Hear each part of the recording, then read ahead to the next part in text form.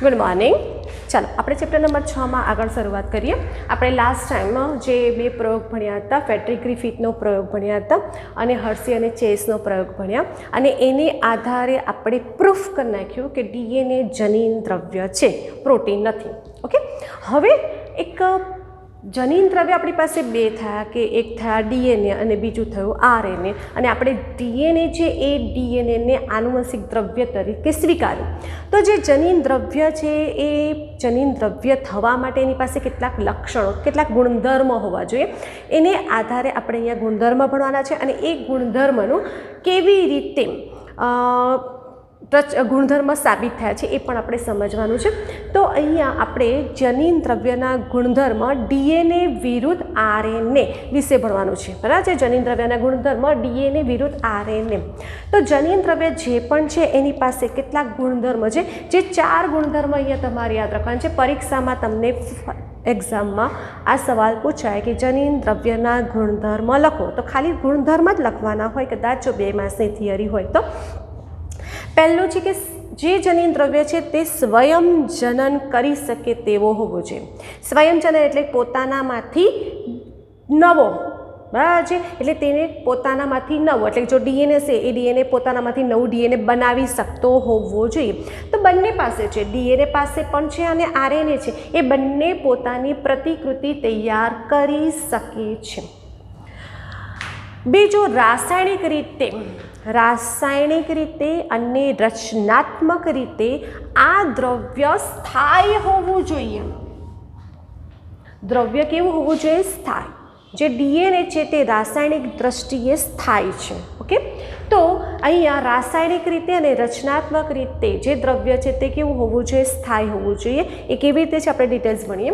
ત્રીજો ગુણધર્મ, મેન્ડેલિયનના લક્ષણોના રૂપમાં અભિવ્યક્ત કરતું હોવું જોઈએ. તો મેન્ડલના આપણે નિયમો ભણીએ, અને એ મેન્ડલને આધારે જે લક્ષણો અભિવ્યક્ત થાય છે એ લક્ષણો કેવી રીતે અભિવ્યક્ત થાય એ આપણે સમજ મેળવીએ, અને એ ડીએનએ પેઢી દર પેઢી લક્ષણો અભિવ્યક્ત કરતું હોવું જોઈએ. એટલે તમે જેને પણ જનીન દ્રવ્ય કહો છો, ડીએનએ કહો છો કે પ્રોટીન, આપણે તો સાબિત કરી ચૂક્યા છે કે જનીન દ્રવ્ય તો કોણ છે? ડીએનએ જ છે, પ્રોટીન નથી. પ્રોટીન એ જનીન દ્રવ્ય નથી, એ સાબિત કરી ચૂક્યા છે.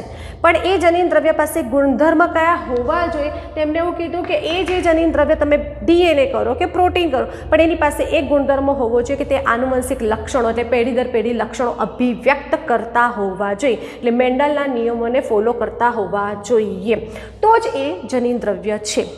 પછી એ ડીએનએ હોય કે પ્રોટીન, આપણે હમણાં સમજીશું તો આપણને આઈડિયા આવી જશે કે કોણ છે, પ્રોટીન છે કે ડીએનએ છે. પછી ઉદ્વિકાસ માટે જરૂરી ધીમા ફેરફારો માટેની તક પૂરી પાડી શકે તેવા હોવા જોઈએ.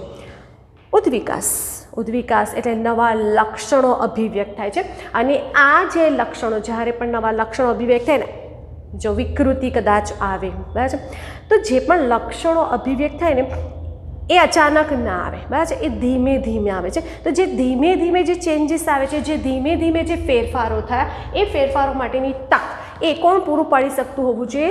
જનીન દ્રવ્ય જ પૂરું પાડી શકે તેવું હોવું જોઈએ.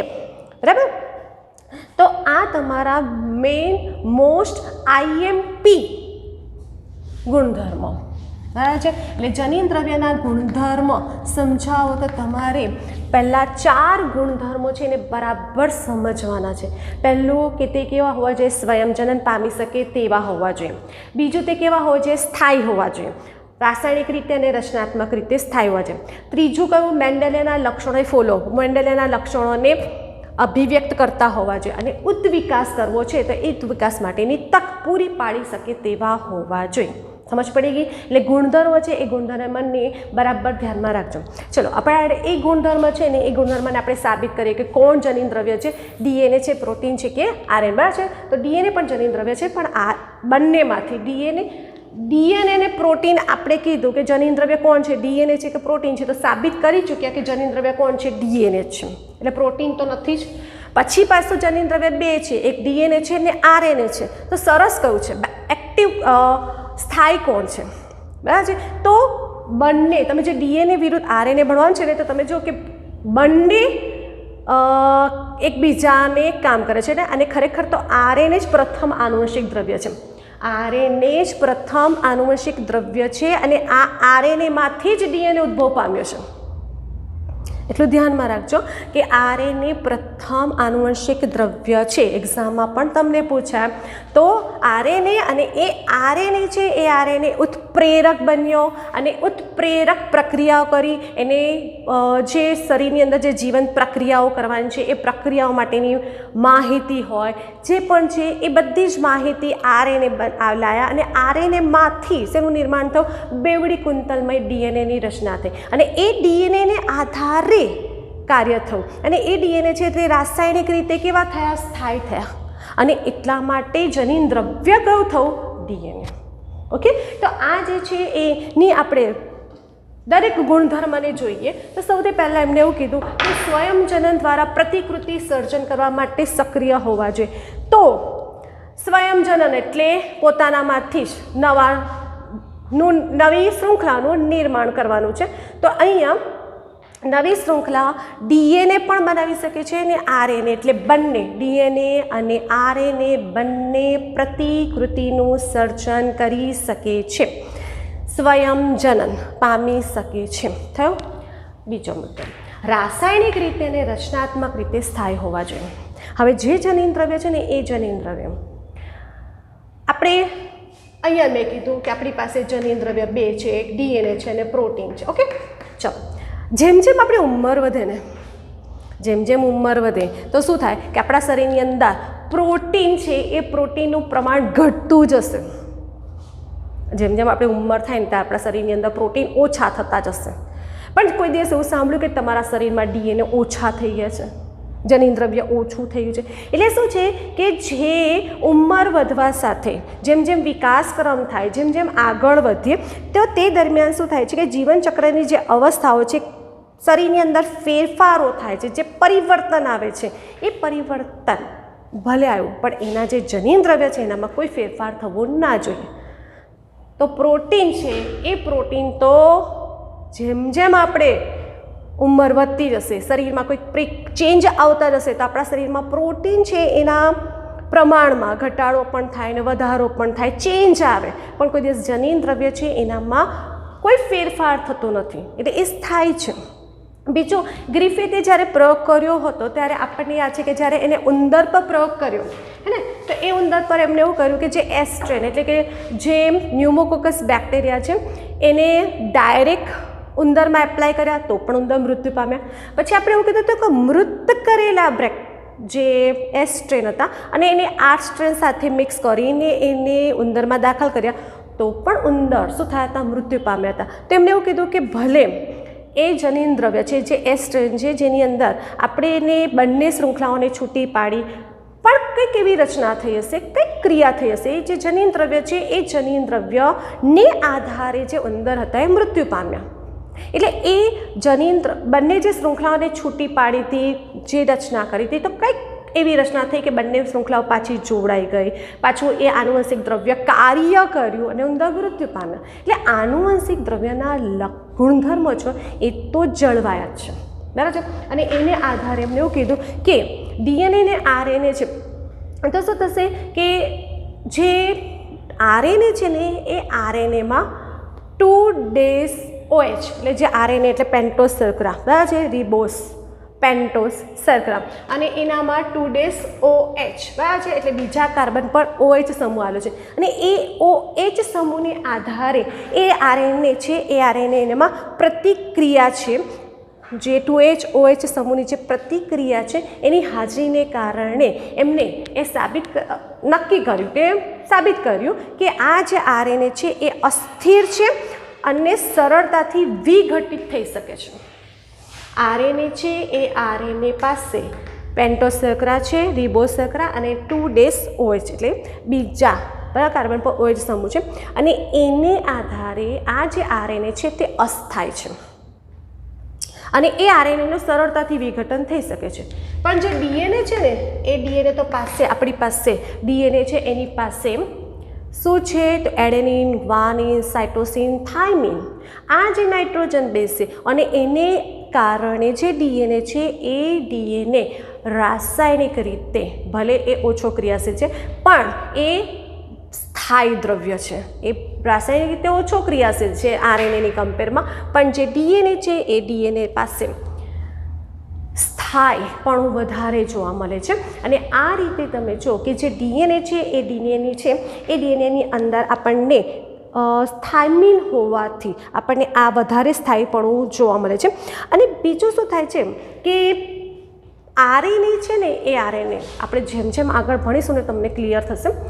આરએનએ છે એ આરએનએ જનીનિક માહિતી લાવે છે, આખું કામ, આખો આધાર, બરાબર છે કે આખો જે આધાર કહીએ ને તો આરએનએનું કામ શું છે કે મેસેજ લાવવાના, માહિતી લાવવાની, માહિતી સંગ્રહિત કરવાનું, અને ડીએનએ એ પ્રોસેસને આગળ વધારે છે. ક્લિયર? એટલે અહીંયા આરએનએ અને ડીએનએ છે તેમાં જે ડીએનએ છે એ મેઇન કામ કરે છે અને આરએનએ છે એ આરએનએ માહિતી લાવે છે, એ લાવે તો જ ડીએનએ કામ કરે છે. એટલા માટે શું થશે કે જે ડીએનએ છે એ વધારે સ્થાયી દ્રવ્ય છે.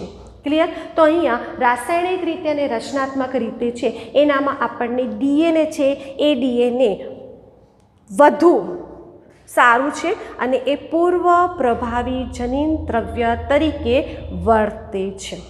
ક્લિયર? બીજો મુદ્દો. ત્રીજો મુદ્દો કીધો છે કે મેન્ડેલિયનના લક્ષણોના રૂપમાં એ અભિવ્યક્ત થવા જોઈએ.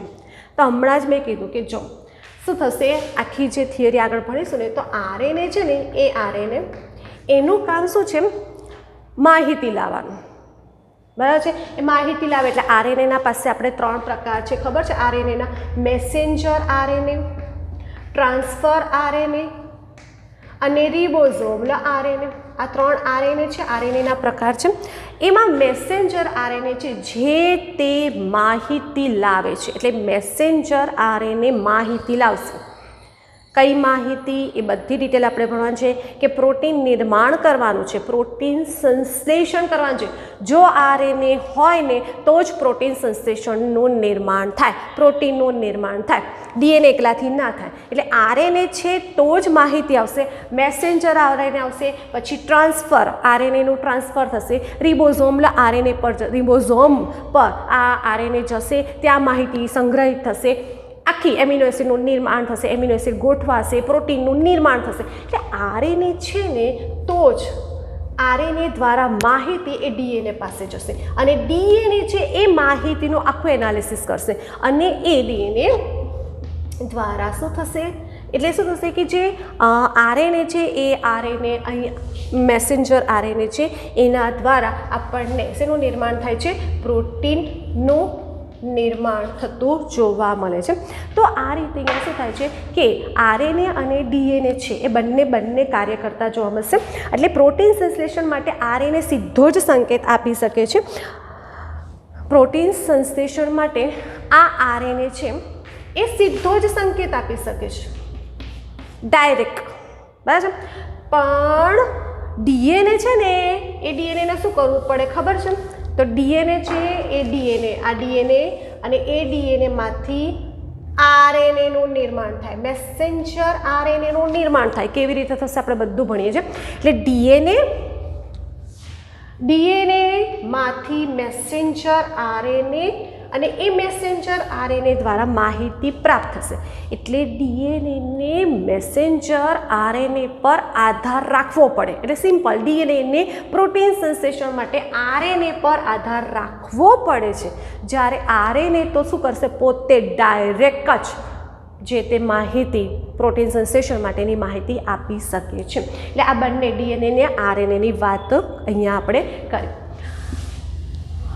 ઉદ્વિકાસ માટે ધીમા ફેરફાર માટેની તક પૂરી પાડે છે. તો ઉદ્વિકાસ માટે જે છે તો શું થશે કે ડીએનએ અને આરએનએ બંને વિકૃત પામી શકે છે. ડીએનએમાં પણ વિકૃતિ આવી શકે છે, આરએનએમાં પણ વિકૃતિ આવી શકે છે. આ જે આરએનએ છે ને એનામાં બહુ ઝડપથી વિકૃતિ આવી શકે છે, કારણ કે આ આરએનએ છે તેના જે જીનોમ છે તે ટૂંકા અને ટૂંકી જીવન અવધિ ધરાવે છે અને એને કારણે જે વાયરસ છે, વાયરસની અંદર જનીન દ્રવ્ય કયું હોય, ડીએનએ કે આરએનએ? આરએનએ, બરાબર, આપણે ભણી ગયા છે. તો એ વાયરસની અંદર જ્યારે આરએનએ જનીન દ્રવ્ય હોય, કેટલાક વાયરસની અંદર જ્યારે આરએનએ જનીન દ્રવ્ય હોય છે એ ઝડપથી વિકૃત પામે છે અને ઝડપથી તે અસર પ્રેરતો હોય છે. તો એને આધારે કીધું છે કે આરએનએ છે એ જીનોમ અને ટૂંકી જીવન અવધિ ધરાવતા વાયરસ ઝડપથી વિકૃત પામી શકે છે. તો અહીંયા ઉદ્વિકાસ માટે છે કે આરએનએ અસ્થાયી અને ઝડપથી વિકૃત પામે છે, જ્યારે ડીએનએ છે કેવું દ્રવ્ય છે? સ્થાયી દ્રવ્ય છે. તો અહીંયા તમે જુઓ કે જનીન દ્રવ્ય છે એ જનીન દ્રવ્યના ગુણધર્મ અહીંયા પૂર્ણ થયા. એટલે ડીએનએ વિરુદ્ધ આરએનએના જે જનીન દ્રવ્ય છે એના ગુણધર્મ અહીંયા સાબિત થયા. પછી આપણે એવું કીધું કે આરએનએ જનીન દ્રવ્ય છે, બરાબર. તો આરએનએ જનીન દ્રવ્ય તો સૌથી પ્રથમ જનીન દ્રવ્ય કયું હતું? આનુવંશિક દ્રવ્ય આરએનએ જ હતું. આરએનએ પાસે એક ગુણધર્મ છે, ઉત્પ્રેરક છે, અને એ ઉત્પ્રેરકનો ગુણધર્મ છે અને એ ઉત્પ્રેરક દ્વારા પ્રેરક પ્રક્રિયાઓ કરે છે અને પ્રતિક્રિયાઓને આધારે શું કરે છે? જે તે માહિતી છે, માહિતીનો સંગ્રહ કરે છે, માહિતી મેળવે છે અને એને આધારે પ્રોટીન સંશ્લેષણનું નિર્માણ થતું જોવા મળે છે. અને એને કારણે આપણા શરીરની અંદર બધી જે પણ કોઈ જીવંત જૈવ રાસાયણિક પ્રક્રિયાઓ થતી હશે એ બધો જ આધાર કોના પર છે? આરએનએ પર જ છે. આરએનએ સાચી માહિતી લાવશે, આરએનએ દ્વારા જ પ્રોટીનનું નિર્માણ થતું જોવા મળે છે. પણ એ બધાને આધારે અહીંયા જે ડીએનએ છે એ ડીએનએ આરએનએ છે તે અસ્થાયી છે અને એ અસ્થાયી હોવાથી તેની અંદર રાસાયણિક ફેરફારો થાય અને એનામાંથી ડીએનએનું નિર્માણ થાય. અને ડીએનએ છે એ ડીએનએ બેવડી કુંતલમય રચના ધરાવતા હોય છે અને એની પાસે શું છે? થાઇમિન. અને આ બધા ગુણધર્મને કારણે ડીએનએ જનીન દ્રવ્ય છે. આરએનએ પણ છે, પણ આરએનએ પ્રથમ આનુવંશિક દ્રવ્ય છે અને ડીએનએ પૂર્વ પ્રભાવી જનીન છે અને એને આધારે આપણે જે પણ આનુવંશિક દ્રવ્ય છે એ ડીએનએ છે અને સ્થાયી છે. અને આખી જે પણ આપણે હવે રચના ભણવાની છે એ બધી જ રચના આપણે ડીએનએને આધારે સમજવાની રહેશે.